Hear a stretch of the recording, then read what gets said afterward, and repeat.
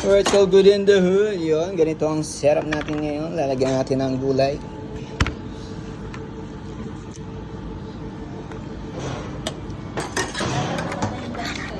Then the meat.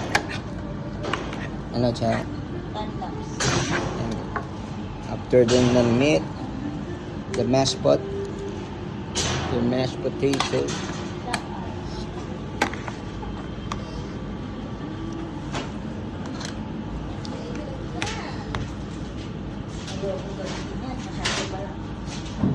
Then put it, garnish.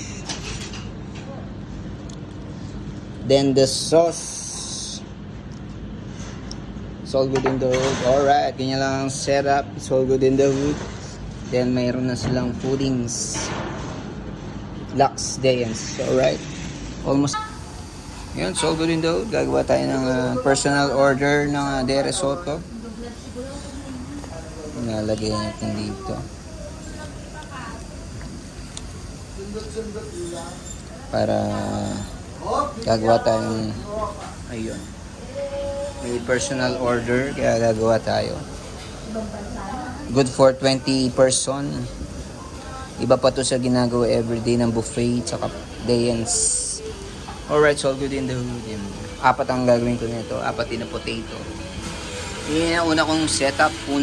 Alright, so all good in the hood.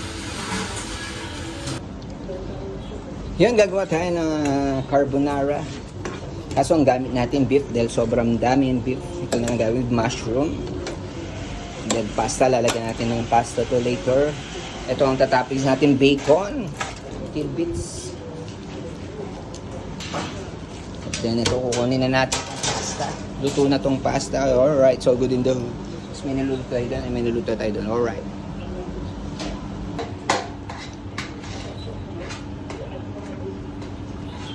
Alright, we're gonna put the sauce. Sweet and sour meatball sauce. Alright, so good in the hood. Yun, ang galing ng ating kagamitan. Napaka-automated. Yan. Ilapit natin. Aray, mainit. Cheese! Alright, so good in the hood. Yan lang. Diba? Siyempre, lutuin mo muna yung meatballs, pati sauce. Pag niluto mo ang sauce, isama mo ang meatballs, lutuin mo ng mga 5 minutes para pumasok ang lasa sa meatballs. Alright.